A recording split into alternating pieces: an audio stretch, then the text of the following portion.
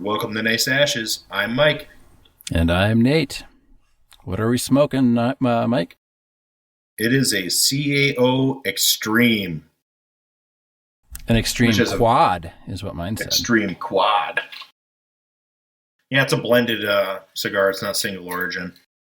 It's got wrappers and fillers from different areas. A 3-country cocktail. Yeah, I saw that on the wrapper. Is the branding. I've had this one before, full disclosure. Okay. Multiple times, actually, because I bought a box of these. And I've had different experiences each time. So we'll find out later. A late fine for you, Nate? Yeah, I topped off the old fuel, and I've been keeping it in my pocket. So it's been warmer. It doesn't light from cold for some reason, but I am lit. Perfect. Initial puffs were a little sweeter than I was expecting, or at least sweeter than the last one. Right, it's sweet. It's not unpleasant. Oh, Smooth. No, I like it. Yeah, it's not a bad thing. Today I'm going to pair this cigar with some Lagavulin and a homebrew whiskey sour that has no sugar.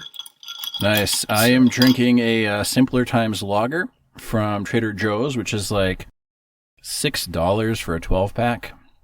I had it we had some friends over for a little kind of shindig, and I brought it out, and they were like, oh, and one of the guests was, oh my God, you're drinking that? And I'm like, yeah, because it's $6 for a 12-pack, tastes decent, and is 6.2%, which is not your typical lager. You know, $6 it's a little for a 12-pack is like very reasonable. Like, why wouldn't I drink this? You know? Yes, I would buy a pallet of it. Yeah. And it's from Trader Joe's. It's the Simpler Times. It is made by the same brewery that makes their Bosun line. Oh, okay. Yeah, that stuff's good. That stuff's good, and that's $5 for a 6-pack. But this stuff is like $6 for a 12-pack. So it's, a little more than 50 cents a beer, I guess, when you break it down fully. Very reasonable. It's kind of like some of the Kirkland alcohols that we have discussed off air. Yes. Very good value for money on a lot of that stuff. So today's topic is going to be my topic. Yes. And it ties into the previous episode in some ways. We're going to talk about hunting. There we go. Which Nate has hunted before. He's no longer a hunter, from my understanding. I may return. I just haven't felt the overwhelming desire. I would go bird hunting, pheasant hunting, grouse hunting, probably before I would go deer hunting, just because I don't know, like I enjoy nature. I don't know about sitting out in nature for 12 hours a day or whatever it ends up being, hoping something comes by. But it's fun if and we used to deer hunt in a very sparsely populated deer area, so that probably has some to do with it too. There's other places that have a much higher deer population, so right. I hunt deer with the family, and I'm mostly interested in my nieces and nephews getting deer. Yeah. I even past season, I let my nephew hunt out of my stand, and he got a shot, didn't get it, but yeah, I'm not that concerned. Yeah. I don't care if I ever shoot a deer again, to be honest with you. Yeah. But I go deer hunting every year. Yeah. I mean, I might get back into it at some point, but sure. I had For a me, lot it's of fun mostly about the brunch that we have every day. Oh, yeah. It is about sitting in the stand, because Nate knows this, but I sit in the stand and I smoke cigars and I read books. Yeah. And drink coffee. That's what I do. See, and so do you have a fully enclosed stand or something? Yeah. Yep. Yeah. So we always hunted with we had a tree seat with a rope, and you would put it on the tree and cinch the rope up, and then you'd sit down and you would just be there. And so every movement would give you away. and every sound would give you away. And but my grandfather, when he would go deer hunting, he never hunted when I hunted. He was, he had retired from hunting, but he would still come and be the camp cook, But sure. He would shower in the morning and put on his English leather cologne, and he would go out and sit by a campfire that he would start in the woods, smoking a cigarette, and he got some monster bucks, so it kind of makes you wonder about these, you got a no scent soap and no scent your clothes, and be quiet and spray yourself with fox urine or something, and I don't know how much credence I give to that. When I was growing up, we filled out all of our tags, and my grandfather would hunt all week, and he would sit in the stand all day, and he would bring out a case of beer, and no food, and a Folgers coffee can, the same one he used for his tackle, and he would piss in the can and drink beer all day long, and just throw the cans right on the ground, right underneath the stand, and he would shoot all the deer. Yep. And fill all of our tags, because party hunting is legal where I'm at. Okay. And that was kind of hunting, right? Because we had extra bonus tags and all this sort of stuff. Yeah. So we'd all get one as kids, But my grandfather would just fill all the other tags out during the week because he was retired. Yeah. And he would just sit out there and party, basically. Yeah. And my dad allegedly would just sit in a truck that was the same color as the barn and leave it running and listen to the radio, smoke cigarettes, and shoot. Oh, okay. See, if I had a fully enclosed stand where I could be reading a book and drinking coffee and out of the wind, you could probably get me back out hunting again. Right. Well, you're welcome here anytime. Perfect. But we're going to build a couple new stands. Okay. See, I was going to say, just going out trap shooting was fun. Like, I like that. Oh, or yeah. if we were just out with our deer rifles, just target shooting or whatever, that'd be fun. Yeah, we should definitely do that because the range, I can go up to 200 yards pretty easy. Okay. And I haven't shot my rifle in quite a while. Okay. But, yeah. But that'd be fun, so, I'm a big bird hunter. I prefer bird hunting. I actively wing shoot, and I used to be a big waterfowl hunter as well. I have a collection of shotguns to do all those different things because I'm a spoiled brat when it comes to my hobbies, for sure. I did want to give you a big shout out. I meant to do it last episode, but you made it one full episode without mentioning bowling last episode. So for those of you keeping track at home, that might be the first episode ever that might mention bowling. So there we go. And we got 2 300s in the family this year so far. Nice. So there we go. But back to hunting. So back to hunting. I wasn't really talking about our personal hunting necessarily, which I'm pro hunting. I think it's important. And I think that personally, I think that as many people who can should go out and hunt and enjoy the experience. It's mostly for enjoying the experience of hunting and being in the outdoors and to feel the experience of trying to kill an animal. Yeah. And feeling the grief that oftentimes comes with killing an animal. Yeah, it is real. I don't feel bad for killing birds, really. And it's not hunting, but there have been certain squirrels on or near our premises that have met their demise very recently. And I don't feel bad about that because they're like rodents and they destroy things and they're very destructive. And there's no natural predators here for them, really. And I think in our modern world, and the same is true with controlled burns and things, because we suppress all of these acts of nature. We don't want a forest fire.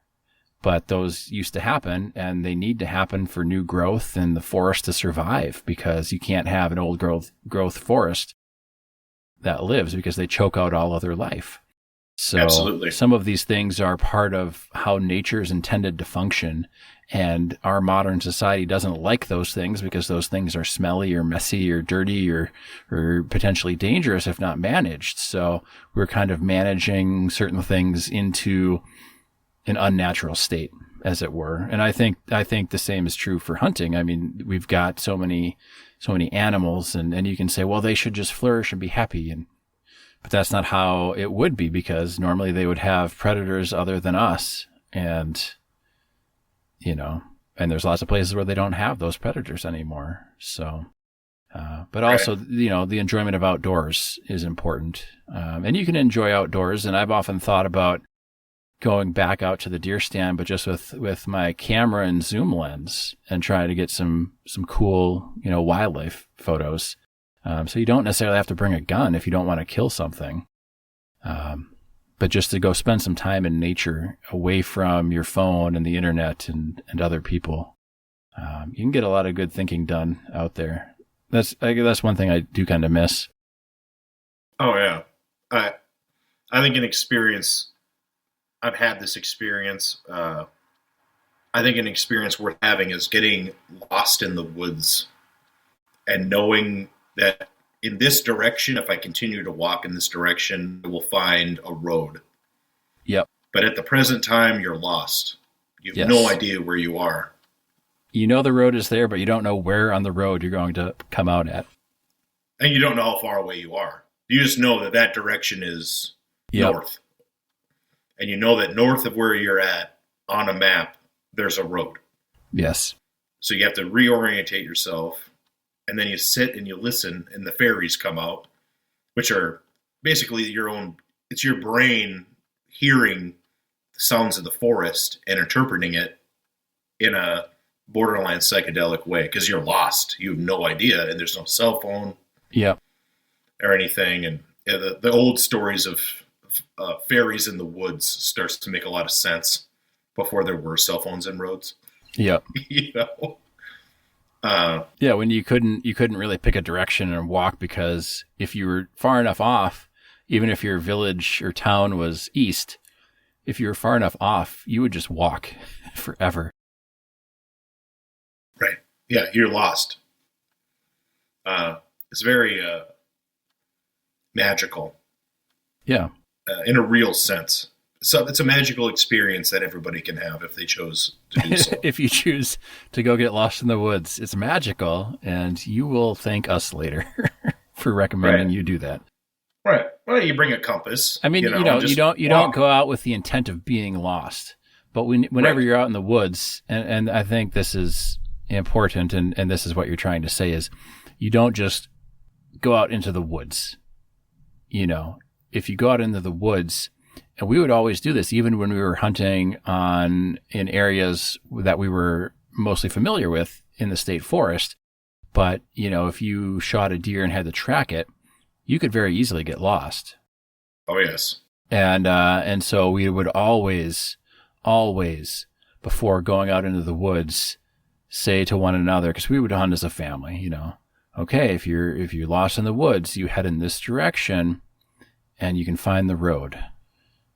And then you can find your way back to the car from there. So, right. You have to do a little bit of prep work.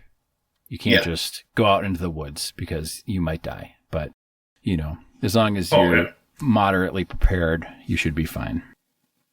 Yep. Yeah. You should. A lot of times I don't even take a hunting bag if I'm going out real deep. I do now that I'm older, but when I was younger, I didn't. I just went with water, maybe, Yeah. Yeah, we always had a little hunting fanny pack. It had, a gutting pack, a little gutting kit. Sure. Some waterproof matches, a compass, a whistle, some candy bars, because, you get hungry out there, and some water. So moderately prepared. Hiking. It's all It's like hiking, but less organized. Yeah, because you're not out there to cover distance. Right. I was more talking, now this is something that I think is important and is missing from our modern society. We have these factory farms, and people Yes. go to McDonald's or whatever fast food restaurant of choice, and you get a chicken sandwich or a burger. And there's no connection to the death and the loss that goes into producing that food. Yeah, and you can taste that those ingredients are missing. Yeah, I think you can. Well, Once I you- mean, I said I that. really do believe it. No, I said that kind of sarcastically, but these mass-produced things is similar to the mass-produced lumber that you buy nowadays, when it doesn't even compare to the lumber of like the 50s. Because What doesn't even compare to the rough sawn logs or the rough sawn lumber you can buy from a sawmill, Yeah. in a rural place like where I live. There's guys, people that run sawmills still, Yeah. and they'll run logs through them, and you can get rough sawn lumber that is however long the tree is, Yep. Yeah. I mean, you and lose that's a different type of wood, you lose sturdy. some things with modernization. For sure. And there's certain trade-offs, and I think it was important for us to kind of share a little bit about our personal hunting experiences, to for the listeners to know that we both are or have been hunters. Yes, and that's where we're coming from. But right. But yeah, to And your point, I mean, these farms. If you've ever seen almost any documentary on modern food production, it kind of it makes you want to disconnect from what happens there. Oh, for sure. And I've hunted feedlots for birds that are pretty good. The feedlots are not. They're nice. I mean, as far as a feedlot goes. Yeah. The cows aren't in 1.5 feet of shit. They're like on grass, and they clean it out with skid steers, and Yeah. they're trying to. They're selling premium graded beef at a lot of these places, Yeah. and so they try to make it nice for the cows. But Yeah. there's farms out there that are not good for the animals at all. Oh, yeah. And obviously a wild animal doesn't experience that. No. And I guess the wild animal argument maybe is that they experience different extremes. They're typically a lot leaner because Yes. they've not been fattened up artificially, and they're usually kind of fighting for their lives out in the wild. I mean, so you kind of get both camps where you're like, well, as a hunter, if you kill a deer, they don't have to struggle to survive through the winter, which is the hardest part of the year for deer. But the anti-hunting groups are like, well, they would just flourish in the wild on their own.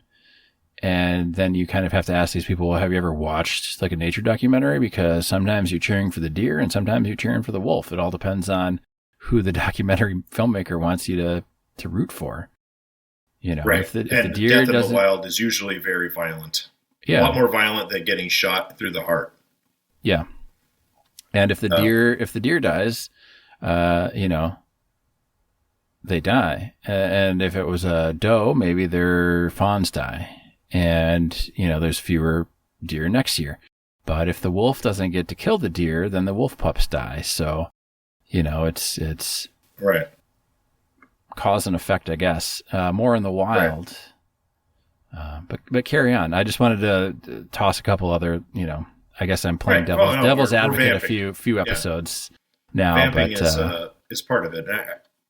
We talked last episode about the softening of society just a little bit.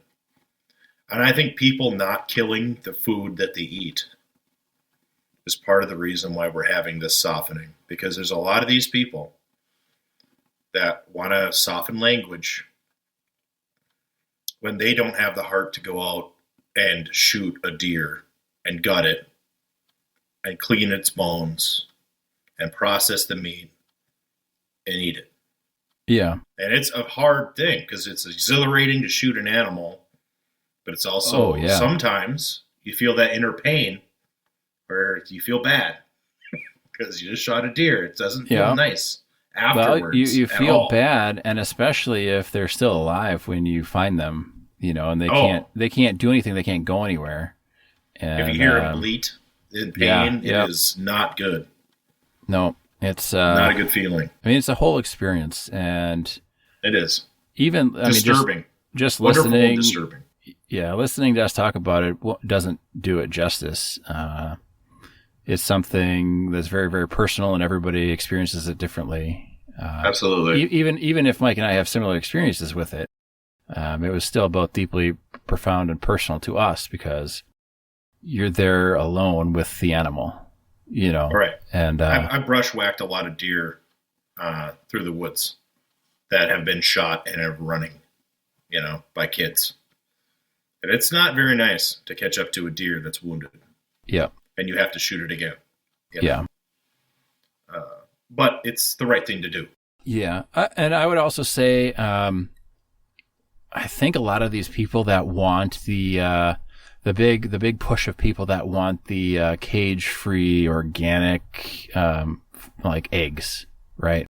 Right. Or the people that want the grass-fed beef or whatever, and they think that somehow that makes them not die, like those are the people that the sustainability people kind of, because they that's what they say, like, the farming has to be sustainable and it's got to be, grass fed, and they have to have free range and they shouldn't be in cages. And it's like, well, okay, but they still die. And maybe you should go kill one and then come back and talk to me about sustainability. Let's have that conversation after that. And I'm not saying they're wrong because, like you said, the cows, some farms are really great and some are not. And I don't think there's a reason why all of them couldn't be great. There's economic forces that cause them to be that way. Yes, I understand that. If you're raising beef for McDonald's, bottom line's bottom line. You're not going to take the extra effort because you're selling it for nothing. That's your goal, is production. Yep. It all depends on what you're doing. But like I say, a lot of these people have never killed an animal and never will. Like you said, killing a bird is a lot different than killing a deer or a moose or something large. Was a charismatic megafauna, right? It's definitely can be disturbing psychologically, especially the first time. Especially if you're a child, like I was. I'm sure you were too. Yeah, I was a child. Yep. And contrary to what some generations believe, is killing your first deer does not propel you into manhood or adulthood. No. Not really. I mean, I was thinking about this, I don't know, just this past week or 2 weeks, within 2 weeks, kind of like just the whole concept of the loss of innocence. Like, when did I stop becoming, or when did I stop being the kind of naive child? Or was there an event that kind of gave me that, what do you call it? Like the adult cynicism or something? I don't know. I mean, that's a whole different topic, but, it wasn't killing a deer, I don't think. No, not for me either. But, I don't think there was a singular event. And probably not, but it is something that if you haven't experienced it, you don't really know. Right. There's definitely negative aspects, but there's goodness. I mean, I still go hunting, even though I know. Yeah. I remember as a kid, I had the old trusty Red Ryder BB gun. And I was determined to kill a bird, like a little songbird, out by the we had a pond, and I was determined to kill one because I was like, hey, then I'm a hunter, And I'd plink away, and those things, they're not terribly accurate, and they don't really have any range on them. And so I tried for, I don't know how long, like the whole summer. And I finally like killed one, and it was, whatever, just a little sparrow or something. It was just one of those brown ones. It wasn't a goldfinch or anything, or a chickadee or anything like that. But I felt really bad about the whole thing, and then I stopped trying to shoot little birds with my BB gun. It was just something that, I thought would be cool to do, and it turned out it wasn't, Yeah, the chase is more exciting than the catch. Yeah. For sure. So I guess we both established that there's downsides to this endeavor. Yeah, but they're not, I think to your point though, it's like, it's important. It's important to understand what you're doing. Yeah, because not everything is all good or all bad. And you're going to have conflicted feelings about a lot of things in life. Like even me going to work every day, like I have conflicted feelings about that, Right. For sure. But, and we're talking about the softening of society or the softening of language or what have you. And if you don't understand the processes involved, it's very hard to sound intelligent when you're trying to talk about it. Oh, for sure. There's a big difference between going to Chick-fil-A and getting a chicken sandwich and raising chickens at your house and showing chickens at the county fair and then butchering the chickens at the end of the season. That's a totally different process. And or even keeping chickens just for egg production. That's a whole thing in and of itself, and you don't even have to kill the chickens. Right. But it's still, like you're taking their eggs that they think are going to be chicks, Right. And it's dirty. Chickens are dirty. They're dirty. They're loud. When I was younger. Do not recommend keeping chickens. Yeah, they are dirty, and it's a full-time job. Yeah. You definitely can't go on vacation. And you got to keep all the foxes and other things out of the pen. And yep, keep your dog out of the pen. You got to take care of the mess. Yep. It's a lot of work. So, yeah, I mean, it's not necessarily just hunting, but a lot of the food production cycle, a lot of people don't understand the whole concept of it. Right. Well, it's like combining a field kills a lot of animals. Yeah. So even if you're a vegan, a lot of animals had to die to produce that food on a farm, a factory farm. Yes. Unless you're growing it in your garden at home, there are animals dying to do that, for certain. And that's fine. That's the way that life is. Life eats life. It's the cycle, right? Well, in the words of Qui-Gon Jinn, there's always a bigger fish. Right. Uh-oh. So I kind of wanted to get into, now we've kind of established our personal positions on hunting. Yeah, I'm not trying to derail you. Yeah, no. We're not derailing. We're vamping, of course. That's how it rolls. We're just bullshitting anyway. Are you sure vamping isn't cultural appropriation of vampires? Yeah, maybe. We'll get back to you on that one. Southeastern European, We'll check the etymology. Right.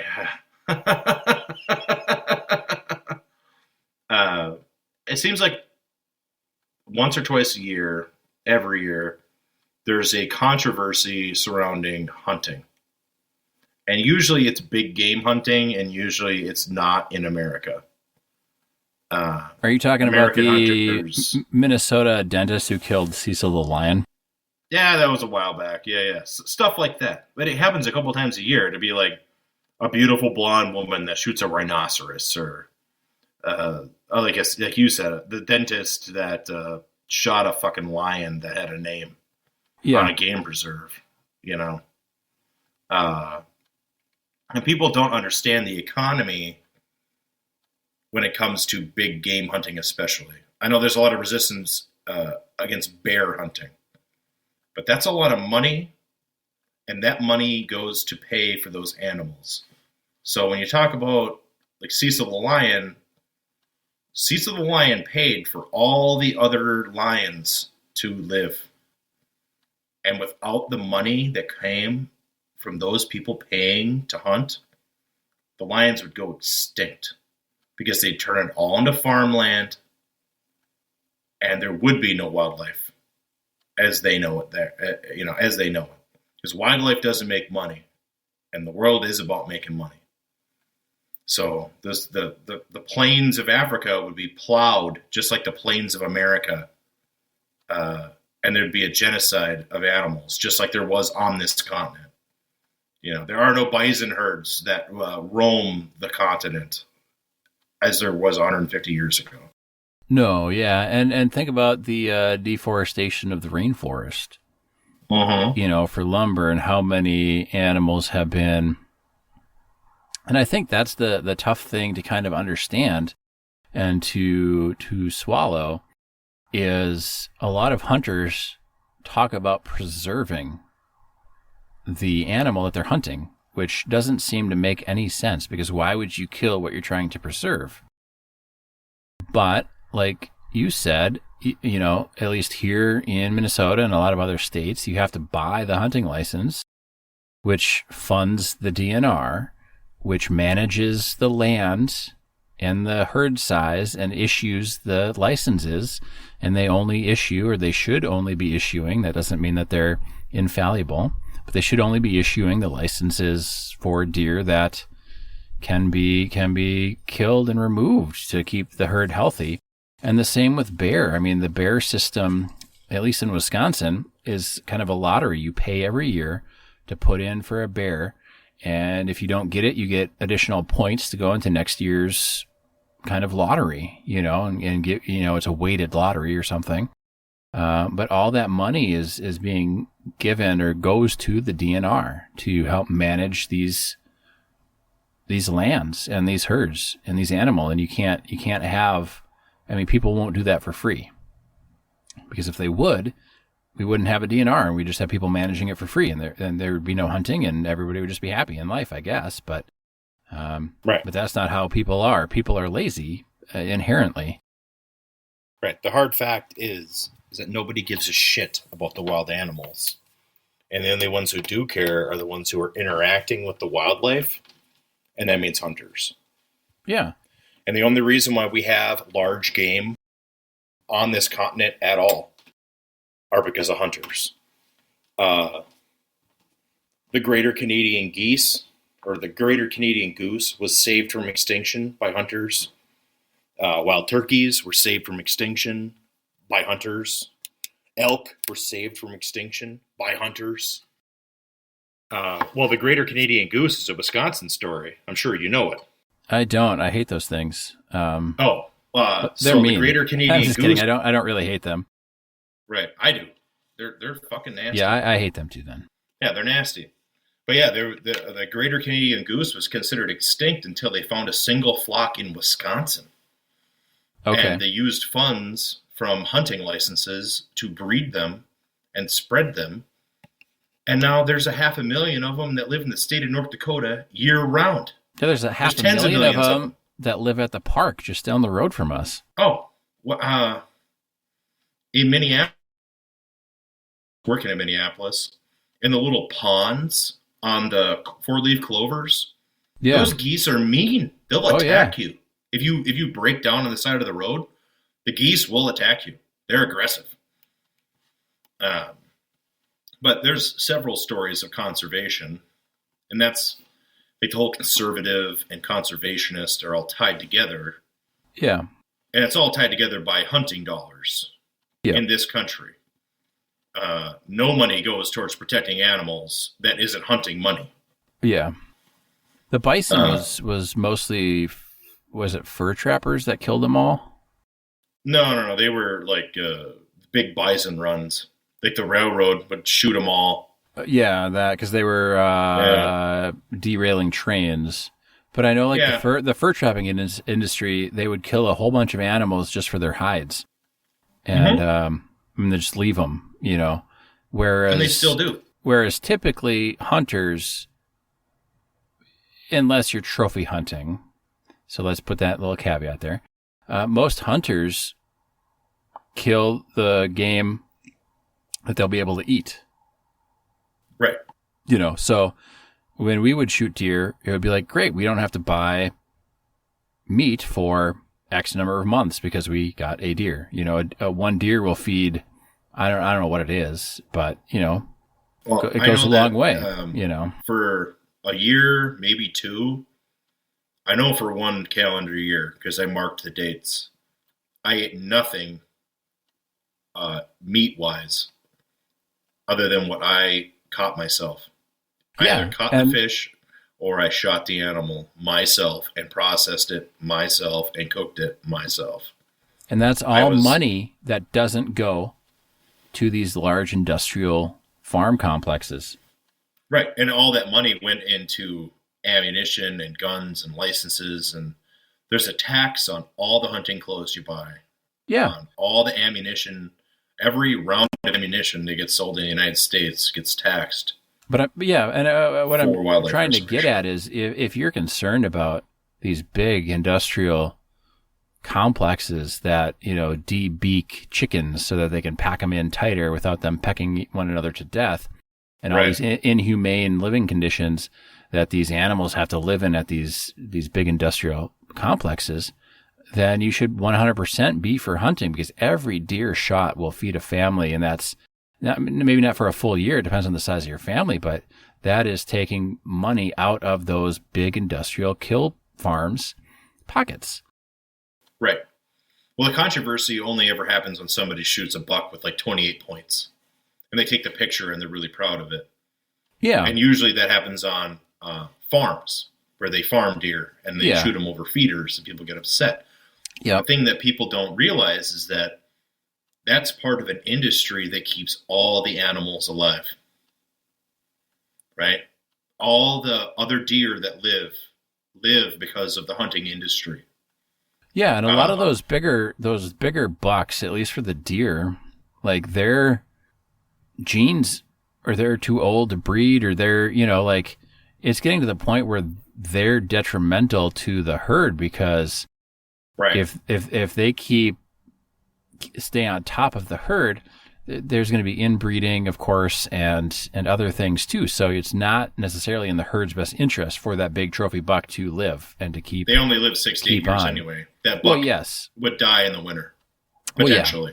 Well, yeah. But that's the other thing to consider is, some of these trophy bucks, like, they need to be gotten rid of for the benefit of the herd, almost. Right. Because there was a hunt a couple years ago. Yeah. In Africa, where they shot a endangered rhino, and they auctioned it off, and somebody spent a lot of money to shoot this rhino. Yeah. And people got very upset because, the blah, blah, blah rhino is going extinct. What they didn't even take into consideration is that this huge land preserve had to kill the rhino no matter what, because it started to go wild or insane, and it started killing the other rhinos. So they had to kill it. Yep. So instead of killing it and not getting any money, they made how many ever dollars for somebody to come in and shoot it for them. Yeah. It's all about, it's part of the ugly side of it, to where the only animals that survive are the ones that people want to shoot, more or less, or want to look at or spend money on. Yeah. Nobody cares when an animal goes extinct and nobody likes it. You know what I mean? Yeah. Well, and there's no reason, I guess, like, realistically, there's no reason you couldn't, some of these preserves couldn't auction off an animal to not be hunted. You know what I mean? Right. Like try that, and then we'll have the data. Say, we know that's not going to work. You and I know that. I'm just saying, like, if they said, okay, this extinct rhino that needs to be killed, well, let's auction off it to live then, and see how many people auction or bid on that. And my guess is not very many.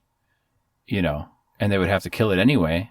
Or maybe they said, oh, we want to build like this separate pen for it so it can just live out its natural life there and be insane.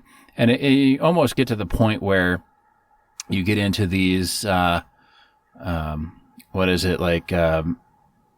assisted suicides for terminal illness patients and things. Right. Like, why can't they just go if they're ready?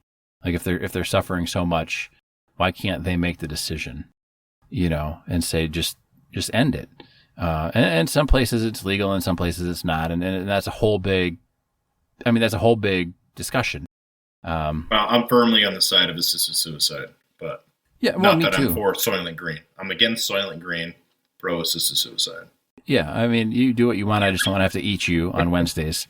Right. Yeah, exactly. I don't want to find out the Soylent Green's people. No, I'm okay. But label it, and then I'll know, and I'll go hunt my own people because I don't want farm processed people. I want wild people. Exactly. So, but yeah, I think that's interesting. Hunting is controversial.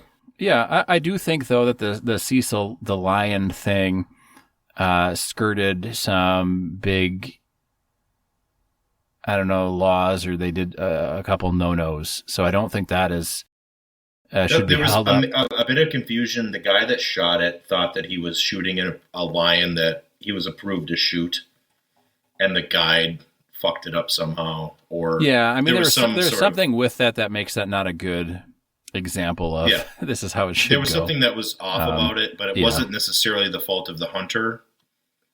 Yeah, it was more of a miscommunication. I mean, I think, and nobody shoots a lion to eat it. No, there's not a lot of criticism of going out and going fishing for panfish. But when somebody catches a 56-inch muskie, now they have a little bit of heat on them. Yeah. But somebody catching a 56-inch muskie gets a lot of guys out there buying lures and fishing licenses, and that pays to support that wildlife. Yeah. It's not bad press necessarily. No, and just real quick, going back to the Cecil thing, I'm not going to keep harping on it. It's just it was a big story here, and a lot of people were very upset in Minneapolis because it was very close to Minneapolis where this dentist's office was. But when you say it's not the hunter's fault that he shot something he shouldn't have shot, Alec Baldwin would agree with you on that. Oh, my God. I think, and that's part of what, and maybe it's just because I was told this so many times as a kid, like, if you're not sure, don't shoot it, Oh, yeah. And, mostly that was for pheasant hunting because if you didn't know it was a rooster, you couldn't shoot it because it's not legal unless you're at a game farm where you can shoot whatever they put in the air. But, and if you had a buck only tag and the antlers, they had to be, I think, 3 inches for it to be legally considered a buck. So if it was nubs and you weren't sure they were 3 inches, then you don't shoot that because that could be illegal, and, that was just ingrained into me. So if the guide is telling you, go ahead and shoot it, then it's on the guide because that's why you're paying the guide. When you go to Alaska to hunt grizzly bears or brown bears, the guide tells you which ones you can and can't shoot. I mean, they're the experts, or supposed to be. So, I mean, in that instance, there's some sort of... I've never hunted a bear, never shot bear. I know that's controversial too, because people think that bears are cuddly, and they're not. They're vicious animals. And a lot of the bigger bears start cannibalizing the younger bears. So it is good to get the big bears out of the gene pool. Well, my dad went with a buddy, and they went up to Alaska and hunted grizzly bears, and brown bears. I'm not entirely certain the difference between brown and grizzly. And then there's also Kodiak bears, but they shot brown bears. And I guess it's very intense because you're in waders and you're going up and down these like trout streams or salmon streams where the bears go to feed. And apparently the bears can count. So if you can sound like more than one person or more than one bear, and it's only one bear, you can kind of out bluff them, but they're still going to be gnarling and gnashing their teeth at you. But then my only experience with, I've never hunted bear, but I came home to visit from college one day, or from, I think I was out of college, but I came back to my dad's house and he had just shot earlier in the day a black bear, and he couldn't find it. And so I got there and it was pitch black, because it was, I think it was, this time of year where it gets dark all day and then all night. And he's like, we got to go out and find this black bear that's potentially wounded in this thick patch of brush. And I'm like, well, I need a gun. And it's my understanding that when you're out to search for a downed animal outside of hunting hours, it's not legal to carry a gun to go search for this downed animal. But that's one of those things where common sense must prevail.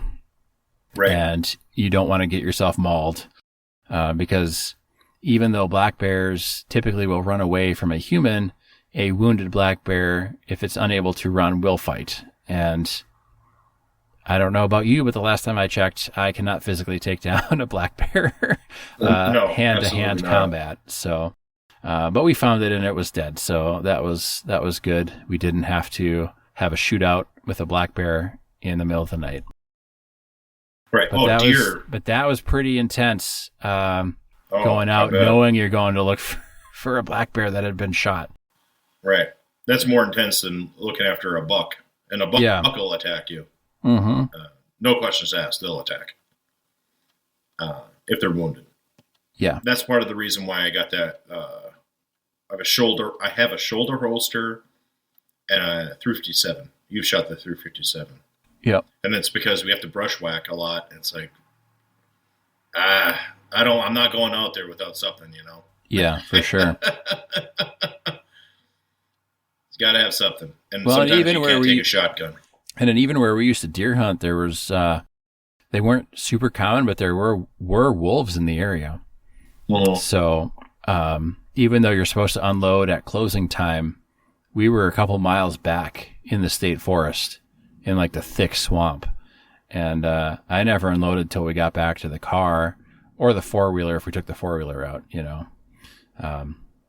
just as a safety protocol. I mean, normally a wolf's not going to attack you, but if you have a downed deer and a gut pile, I mean, who knows? So some of the stuff is just common sense, and those are some of the things that people that haven't been out in the woods, because if you've shot a deer and you've gutted it, and it's dark now, and you're in a thick swamp where it gets dark half an hour before it gets dark anywhere else, and you're waiting for your dad to go back to the car, a 2-mile hike, drive back the 15, 20 minutes to the cabin to get the four-wheeler on a trailer, come back the 15, 20 minutes back, walk or drive the 2 miles out, and you're sitting there in the dark for an hour and a half in the pitch black. I don't care how many guns you have on you. You're going to start thinking like, what's out there coming to get me? The fairies. The fairies come out. Yeah, exactly. That's what I'm talking about. The fairies come out. It's humbling. It's, you feel safe most of the time. But you quickly realize you're not in your own domain anymore. You're part of something bigger. And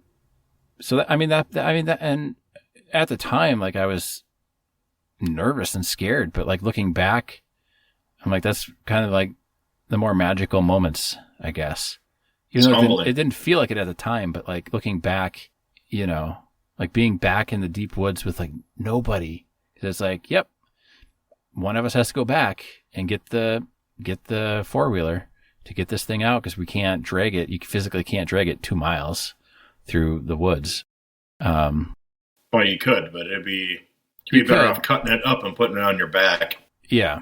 And that was before like the remote tagging stuff. Like, because now, right, you can like just log it on your phone and tag it or something. Because we always had to bring I still get a paper license. Yeah. We had to bring it back to this, it was called Muskie Jack's. And this guy was like the grossest guy you could ever possibly think to run this little like bar diner. He was place, a Jack Fine Savage, of course. And have you ever seen Good Burger? No. Okay, so they run a fast food restaurant that makes burgers, but the cook, the head cook, his name is Spatch, for spatula. And there's a scene where there's a fly flying around. It lands on his forehead. He slaps it with his spatula, licks the fly off of the spatula, and then flips the burger patty. So it's pretty much that guy, but with more tattoos and body hair. And you'd have to go in there, and he'd waddle out, here I am, let me see it, and he'd look, and he'd be the one that would register it with the DNR, or, whatever. But I think now, like when you shoot one, you don't have to bring it in. You can either like take a picture or like somehow log it on the DNR site. So it's a lot more technological, but long story short, we couldn't cut it up because you couldn't do anything to it outside of gut it before getting it tagged. Sure. Okay. But that's really not here nor there. It's just for the purposes of the story, one of us had to be there with the carcass in the woods, and if you were the one that shot it, you were the one that was staying there with it. Right. Yeah, because your tag's on it. At that point, party hunting is over. Yeah. Your tag's on it. You have to be with the body. Yes. And then, of course, that's when you start thinking about wolf packs and all the movies that you've seen where the wolves are vicious and come after humans and all these other animals that you don't think are real, but suddenly are very, very real. Right. And then you hear the coyotes yelp. Yeah. And then, you're rustling in the woods and Exactly. Yeah. So. Yeah, like I say, it's an important experience that our ancestors almost universally had, and so few people now experience. And it's humbling. It's, like I say, it's a mixture of emotions, and there's a lot of judgment when these big stories pop up and all these people from lives where they're eating their chicken sandwiches or they're going to their sushi bar. Yeah. And they're casting judgment, and usually it's a pretty ridiculous thing. Yeah, not gonna lie. But I took a picture this season where there was a group of hunters and all the birds that we shot. And if that were ever to go on the internet, I'm sure that they would be upset because there's all these birds on this huge rock, and there's all these hunters and their guns and their birds and their dogs and blah, blah, blah. Yeah. And it's like, well, it's part of the cycle of life. It's part of the experience, Yeah, and I think in human history, let's go back like 100 years even. Maybe a little bit longer than that, but hunting wasn't really, hunting, like fox hunting has been a sport for a long time, and it's been a sport for a long time, but if you go back far enough, hunting was solely about the survival of your family. And if you didn't kill an animal to feed your family for the winter, you would have to pay a lot of money, or you'd have to figure out some other barter system trade to feed your family. It was your family's survival or not. So maybe a lot of the other older generations, I don't know, would guilt even come into your consciousness for killing an animal if it meant you got to live another winter? I think that's part of the thing that people forget too, is it originated out of survival, out of necessity. Hunter gatherer. I've definitely felt that, I don't want to sound spiritual, but that bond between myself and the animal that I harvested. You know what I mean? Not trying to say the glory of the hunt or anything like that. No, but there is a bond. There is a bond. Yeah, it's like, this is going to sustain me. And I'm not slapping, you always see these videos, guys being disrespectful to these animals that they hunt, and there's idiots everywhere, Oh yeah, we're not, I don't think that's what you're saying. Not every hunter is respectful, or not every hunter goes into it with the right mindset, or not every, it's the same with farmers, or the same with vegans. Right. You know, like there's people who there's have a low variety conscientiousness. Yeah. And some people are just dicks. I do think anybody who does eat meat who has never killed an animal should go out and kill an animal at least one time. Yeah. And a large animal, not just a bird and not just catching a fish. Anybody can get a fishing license. Yeah. I would. And it is different catching a fish and cleaning it yourself and cooking it. Yeah, it sucks. The whole thing sucks. It sucks, especially if it's an eel pout, which are delicious. But it's horrifying, borderline. Horrifying to catch an eel pout and to clean it. It's terrible. But they're wonderful to eat. Very, I catch eel pout on purpose because it's so good to eat, but it is horrifying to catch them. Yeah, I don't really like eating, I don't know if I've mentioned this on the podcast before. I'm not a huge fan of fish or seafood. So you're never going to come out paddle fishing with me? I'll go paddle fishing. We should go this year. I don't mind the fishing part. You know, like catching them is fun. I like the camaraderie, like on the boat or, you know, with the group doing the things. I don't like to eat the fish so much. Sure, paddle fishing sucks. But it's a lot of fun because there's camaraderie. Then.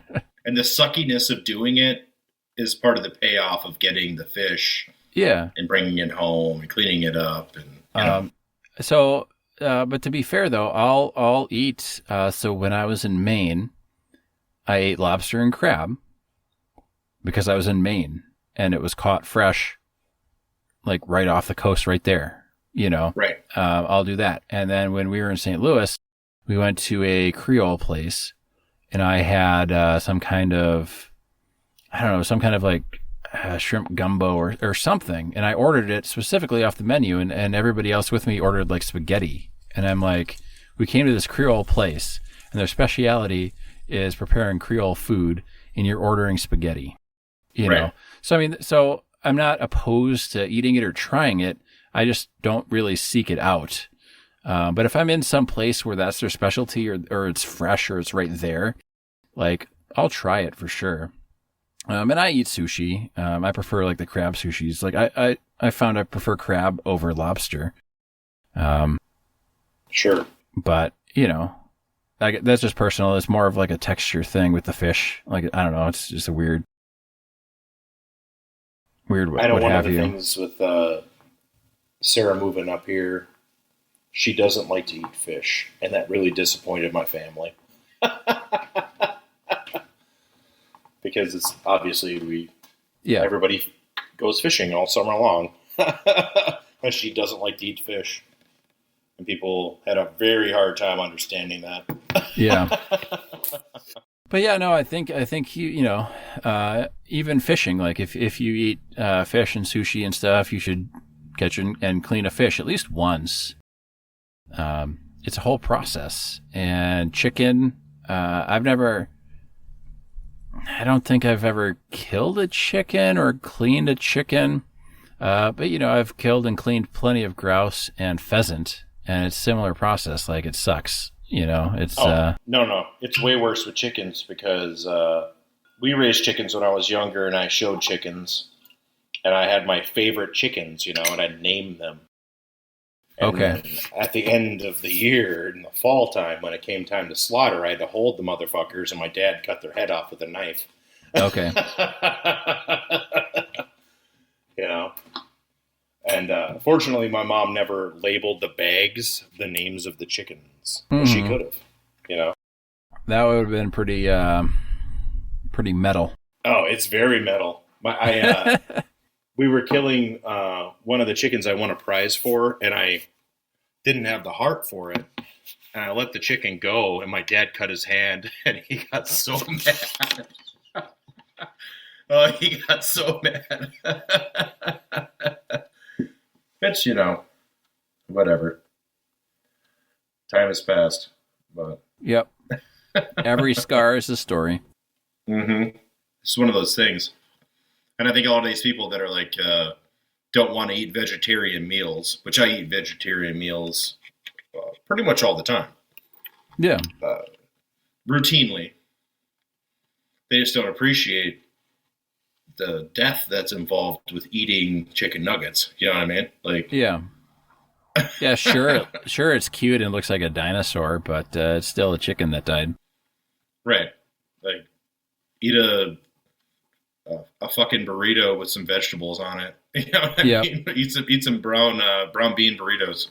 There's some really good vegetarian meals. And even, and this is something I never thought I would say just based on the household that we were kind of like raised in. But my brother, I don't know if he still is, but he was vegan. And so they ate, a lot of tofu and stuff. And they're telling me that there's different firmnesses of tofu, which I never really looked into tofu because tofu's just got a bad rap, A lot of people that aren't vegan or vegetarian, they've never tried tofu. They're just like, oh yeah, that gelatinous, like tofu, whatever.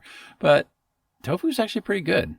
If you know what you're doing, great. If you know what you're doing with it and know how to prepare it, it's a whole separate thing. But scrambled tofu, and I'm a big fan of miso soup, which has fish in it because you're using fish flakes to make the base. But I like tofu in the right context. We grew up and we had a lot of chicken a la king, and I still like to make it every once in a while. And then my brother came to visit, and he was vegan, and so we did tofu a la king. We just subbed the chicken for tofu, and then instead of chicken stock, we used vegetable stock, that sort of thing. Sure. And it was tasty. It was really good. And here's another thing people don't know is a lot of wine. If you're vegan, you are, committed to the cause, there's actually vegan wine. And now you might know this, Mike, because you're knowledgeable in all sorts of areas, but the way that they filter a lot of wine is they use fish stones. They used to use ox blood, but I guess the stones from certain fish's throats or whatever clean the impurities out of the wine much better than ox blood. So the process for making a lot of this wine is not vegan. Even though the fish stones don't stay in the wine, you're not necessarily drinking fish. You know what I mean? Right. But a fish died to make that wine. So if you're truly living the vegan tenet, then you can't partake. But they do make plenty of wine that is vegan. Interesting. I did not know that about wine. I knew it about white sugar, beet sugar. Okay. I knew it about Guinness. They use animal parts in processing Guinness and in processing white sugar. Okay. No. I did not know that about wine, though. Interesting. Yeah, the only reason I know is when I went for my internship in London, I was letting a room from this, I think they were Danish or Dutch or something, but they were vegan, and they were telling me about their food because I was, curious and asking questions because they're the first vegans that I kind of interacted with, because this was kind of before I don't know if it's necessarily a fad or trend, but this was before veganism kind of rose in America. And they were talking about the wine. The vegans that we think of, because veganism's been around for a long time. No, I know it's been around for a long time. The asshole the social vegans or the virtue signaling vegans. But they were telling me about the wine, and so I wanted to get them a little, a bottle of wine or something as just kind of a thank you after I left. I paid for the room and everything, but kind of like as a tip or whatever, what have you. A nice gesture because they were super friendly and everything and really nice. And so I had to, and I looked at the wine place, which I think was just the supermarket because, they're not as backwards as we are with some of our liquor laws in some states. But, I made sure to pick out a vegan wine. So. Sure. But otherwise I would never know. And I still probably wouldn't know to this day because I don't drink a whole lot of wine. No, I'm not a wine guy myself. Sarah is. I do like the Syrah, freak. and I know there's a Syrah and a Shiraz, and it's the same grape, but I think the Syrah is the Californian grape, and the Shiraz is the Australian grape. Oh, there we go. But it's a dry red, so I quite like that one. Interesting. Yeah. I don't like the vegans who are better than thou. Yeah. Because they don't acknowledge, like, the tofu, for example. A lot of animals die to produce tofu. Yeah. You're killing rabbits. You're killing all these ground-dwelling animals to produce this stuff. And they use fertilizers and monocropping and all this stuff. And none of it's good for the environment. Nothing that we do is good for the environment. Except hunting. The natural environment. You have to modify it with chemicals. Whether those chemicals are quote-unquote natural or not. To produce at the levels modern society demands. Right. I mean, the guys, the farmers that I live around, they still spread shit on the field. Like actual shit. Yeah. So it's organic. We have a lot of organic farms in this area. The ground is poor, a lot of rock, and it's off of the Mississippi River, which floods even way up north here. The little stream, the trickle that the Mississippi is, still floods.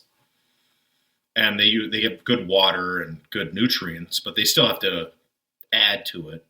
And most farmers don't add, around here at least, they don't add the crazy chemicals they use on the huge farms. They just spread shit on it. Yeah. But even that's a mechanical process. There's a big machine with sprayer heads. Yeah. But you're still you're murdering animals, quote unquote murdering animals, doing that for sure. Yeah. Mice and whatever's out there. Well, maybe possibly related to farming. The puff I just took, and I've got maybe 2 inches left, was incredibly sour. Really? So I've let mine go out.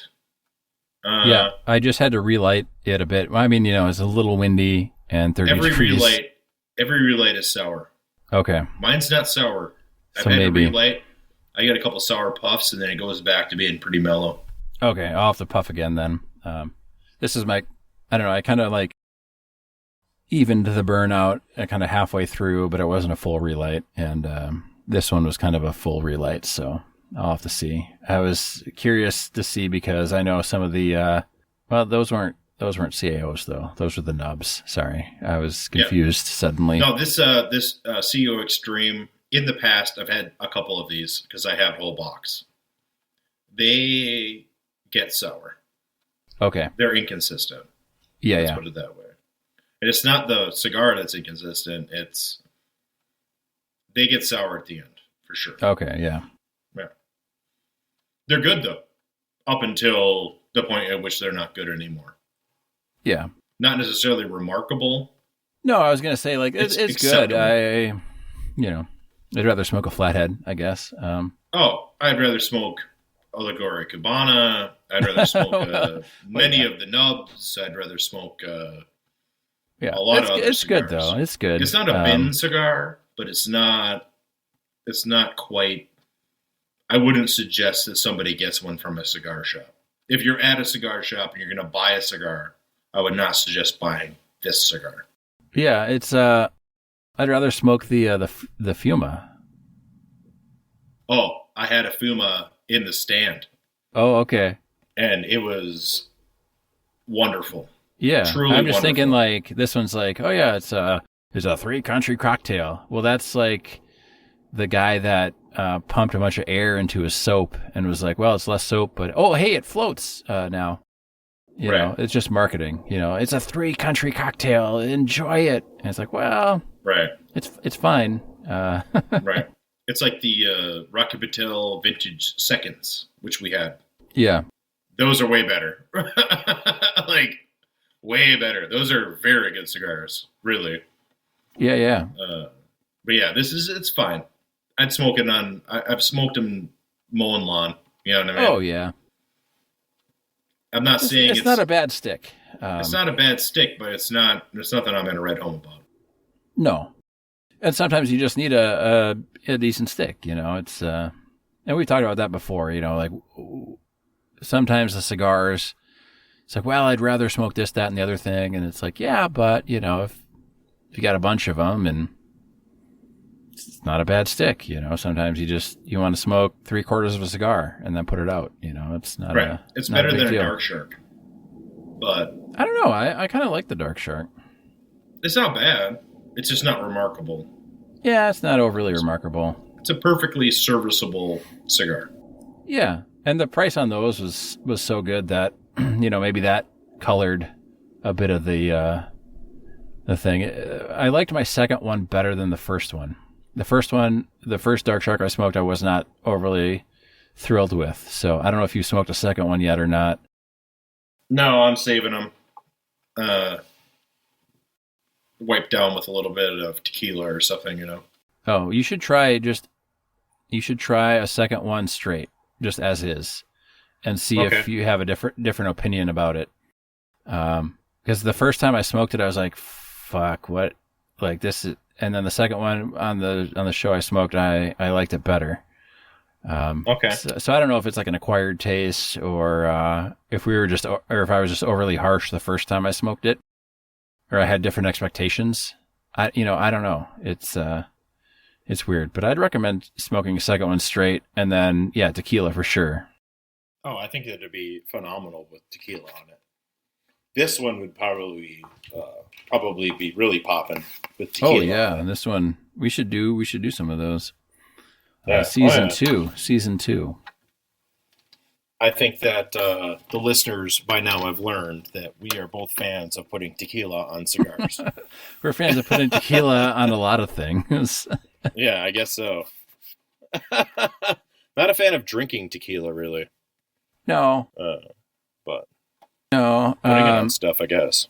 Yeah, I mean, you know, if Elizabeth Shue was there and pouring tequila over her naked body, and I was Nic Cage and raging alcoholic, I would probably lick it off her as well. So, little Leaving Las Vegas reference for. Yeah, I did not get the reference. I'm not going to lie. I know you didn't, which is why I said. But I don't know if I'd say a restrained Nic Cage performance, but it's a Nic Cage movie where he's not absolutely batshit insane Nic Cage. So, very kind of depressing movie. Basically, he goes to Vegas to drink himself to death. That actually sounds like a Nic Cage movie that I would like. And Elizabeth Shue is a prostitute that he somehow befriends in his drunken stupor. So interesting. It's not a movie for the faint of heart, but if you haven't seen it, I highly recommend it. Very interesting. Have you seen shitty movies a while ago? Yeah. Have you seen the new Cowboy Bebop, the live action? I have not. I have heard bad things about it, though. You know, I heard bad things, and then I heard a couple good things, and I'm maybe 2 or 3 episodes in, and I think it's pretty good. I have criticisms, don't get me wrong. I know absolutely nothing about... It's not bad. I know nothing about that IP, so... Oh, have you not watched the original? Nope. I have no exposure to Cowboy Bebop whatsoever. Interesting. Okay. I didn't mind the live action. I could watch it, and I would have no idea other than strictly and solely on, you know, script writing, storytelling, and movie making. Like I would have no idea it's copying the original if it was series. true to the source material or not. I'd have no idea.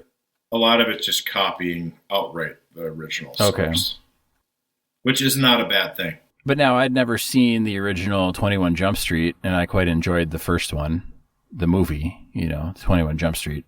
I didn't like the second one as much, the movie, but... I never watched the second one. The first one I did, and I never watched the original either, and I thought it was perfectly adequate. Yeah. I mean, it was fine for what it was. Right. It's just popcorn bullshit, and that's fine. I am impressed, though.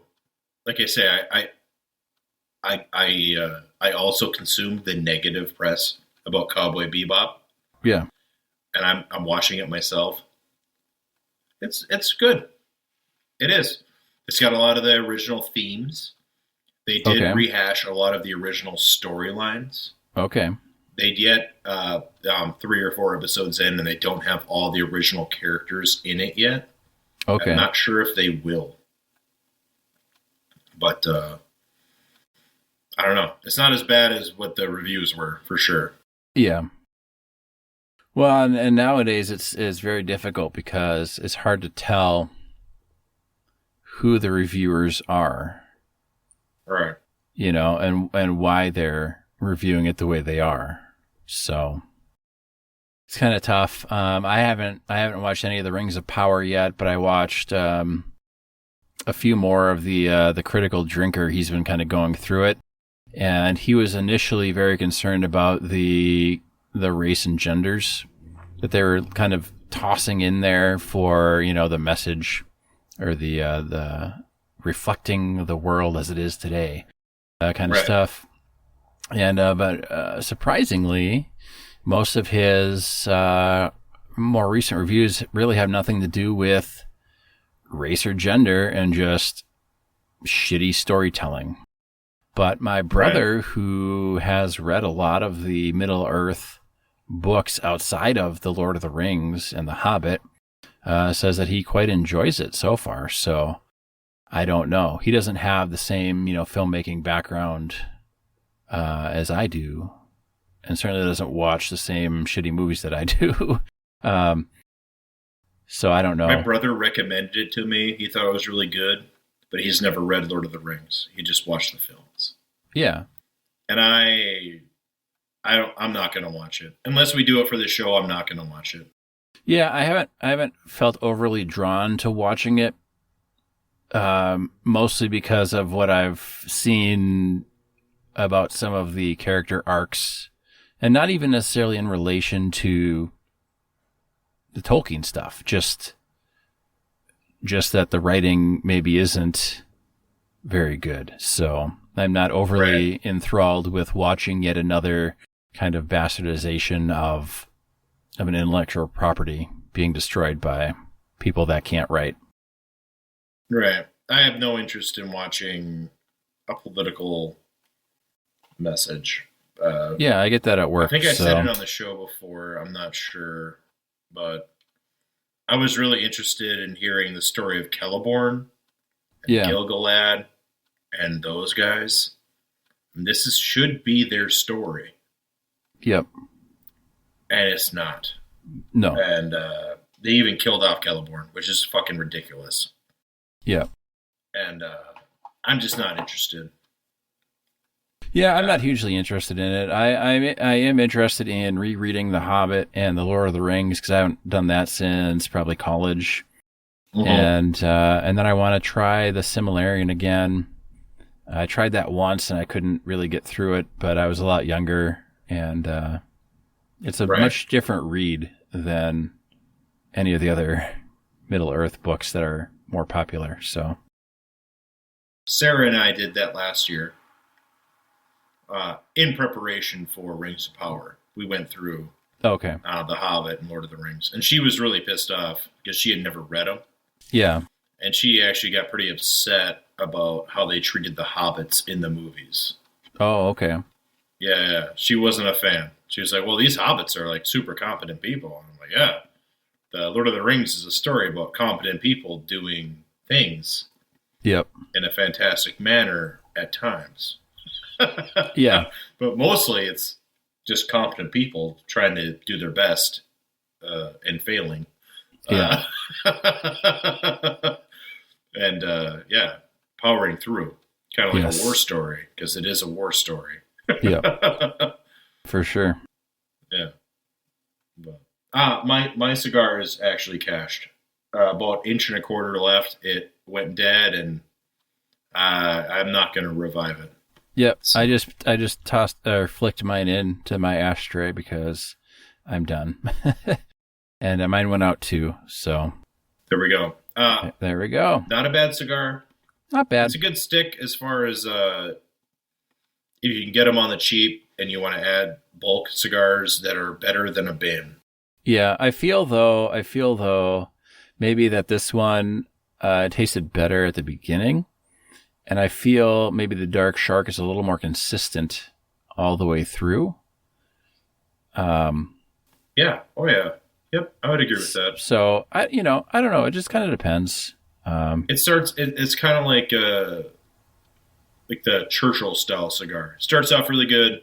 And gets worse throughout. Yeah. Well, I mean, it was good. It was really good. Even a little past the halfway point. I liked it. It was good. Yeah, it's not a bad cigar. It's just not something that I would recommend somebody buy at a shop. Yeah. It's not if you're going to buy a CEO cigar, I would not buy the Extreme. Yeah. If you're going to buy a CAO, boy, do we have some other recommendations for you. Yes, we do. And also, go hunting.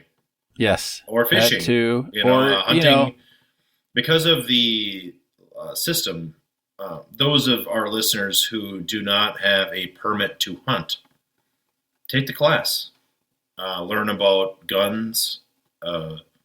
Hunting safety is important. I think everybody should do it. I think that's very important. I can't believe that they don't do it in schools. But go up there. Take part in whatever production chain that you're not familiar with, but the product you consume. Right. I think we've both agreed that it's beautiful and ugly. Yep. To eat meat. So it goes. So it goes. Thanks for listening. Have fun. Be safe.